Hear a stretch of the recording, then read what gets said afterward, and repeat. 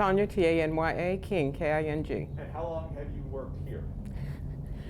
30 years, 9 30 months. what? You get something out of helping people that you generally don't being a secretary or a supervisor, but yeah, you feel like you are touching people. There's no inbox. So when I leave, even though it's still here, I don't have to come back and pick up where I left off. It's something totally different, totally new. Where does what happened last May 31st rank? The days that you remember? It's number one. It's number one. Jet crash was number two.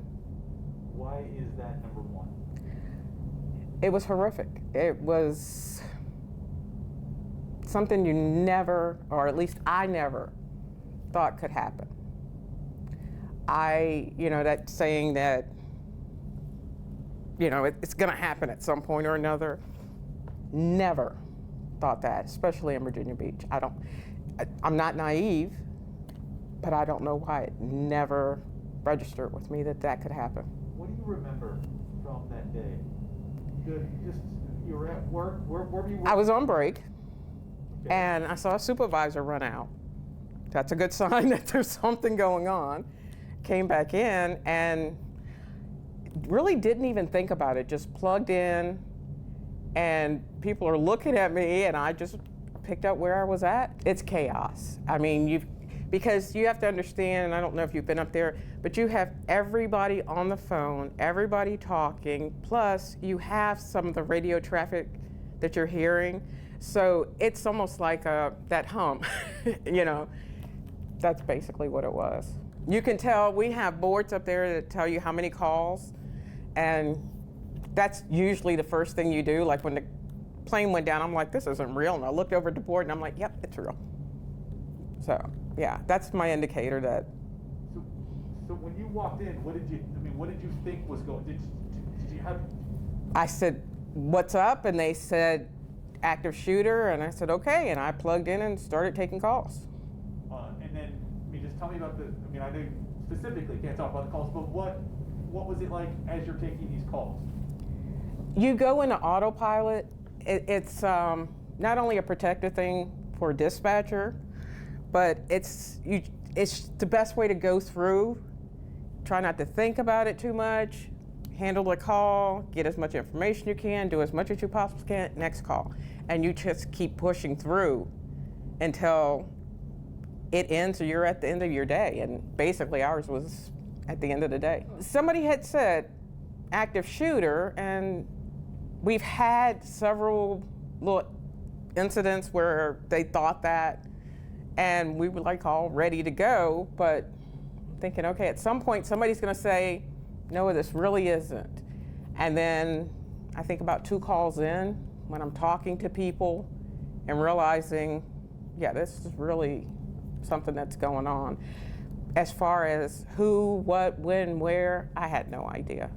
I had none. I took the information from the people as best I possibly could, added it to the case. If I thought it was something, that they needed to know right away, we're not supposed to, but I yelled out and said, hey, I just updated it with this information or that information, or, I've just talked to these people or those people. It's to where there's no break. As soon as you hang up, next call, hang up, next call. And it goes that way until the end of the day. Is that when you realized? You know what I'm getting at? I'm just trying to figure out. I thought about last night after talking to Margie, and I realized that I haven't really dealt with it. I remember going home, family members are asking questions and everything like that, and gave the basics and shut down, which is my coping mechanism. And it was middle of the night, and I woke up and I'm like, something about a shooting. What is it about a shooting? And then it hit me. And I'm like, this didn't really happen. And then the next day, you're faced with it, but I still haven't grasped it. I still haven't dealt with it. I've pushed it back in that corner I'll deal with it after retirement. Wow. Yeah. 30 years and 9 months, you learn to cope. There are so many things in that attic that I don't want to pull out. They pop up every now and again when you least expect it. But yeah, you just tuck it back in the back and move on. You go to the next call, you go to the next person. Does it seem like it was, does it seem like it's been a year to you? Or No, and I was really surprised, but you're having a baby, so you know how fast it goes to where you're just like, wow, did that really go past that fast? So yeah, it was difficult first month or so because I don't know if you, but if you look out of our kitchen, you can see where they had the memorial set up and everything. That was hard because you're seeing it every day, but I still, like I said, I still haven't dealt with it. I haven't come to terms with it happened not only in the city that I live and work, but it also happened in a city building. And 30 plus years, I guess we had a false sense of security maybe. I mean, we would walk the perimeter on midnight shift. Never thought anything could happen. I mean, it just stupid, I guess, you know. I'm glad I was at work.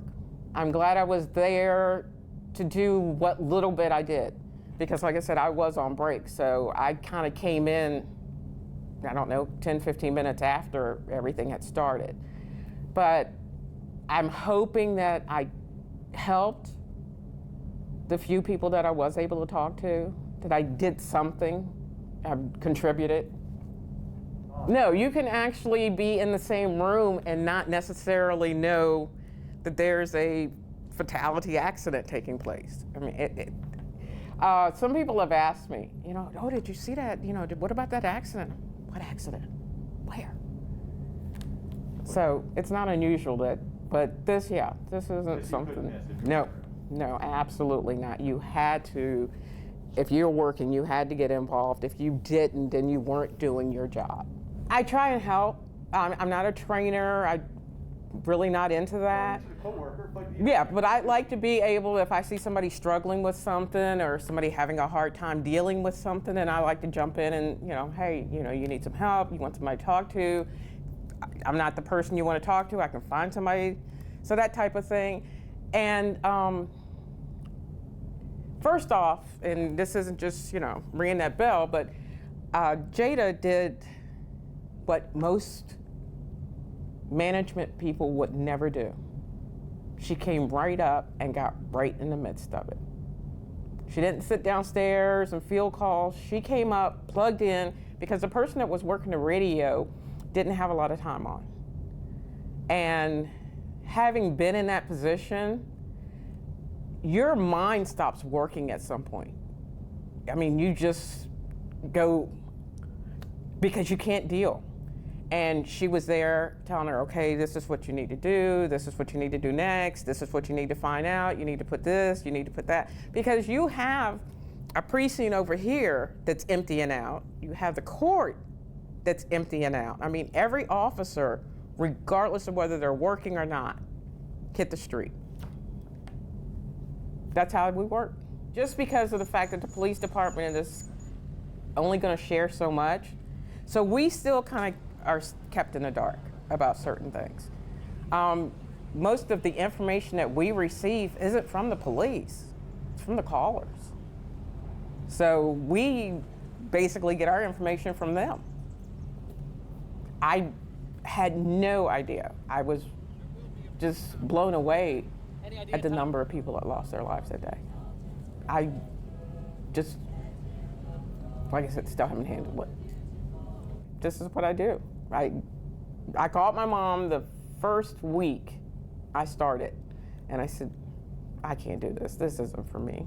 I just had this happen. I just had that happen. I can't do this. And she said, I have never known for you to quit anything. She said, if you quit, I'm there. I got you. But she said, you've never quit anything. And she's the reason I came back. And I have seen a lot of people just unplug, pack up their things, and that's it. Because you are going into a person's house at the most horrific time in their life. And you almost have to be clinical about it, because they do come back to haunt you. They really do. I can tell you that after 30 some odd years, I have a lot of haunting. So yeah, I take sleeping pills every night because I can't turn it off. I'm listening to the calls over again. Did I ask the right questions? Did I send this? Did I send it fast enough? Did I do this the right way? And you analyze every single thing you do, every single call. And you'd be amazed at how many times you can go back and say, okay, the call was at this location at this time, da, da, da, da, da, da, da. As often as I'm willing to let my guard down. And like I said, talking to Margie last night kind of chipped away at it a little bit, to where, I woke up in the middle of the night and I just could not get back to sleep. It was horrific. Not in the city. It doesn't happen in our city. You see it on the news, you see all the broadcasts of all the other places, and you're removed from it until you actually have to dive in. Didn't like that, but we don't have a choice. That's what the job is.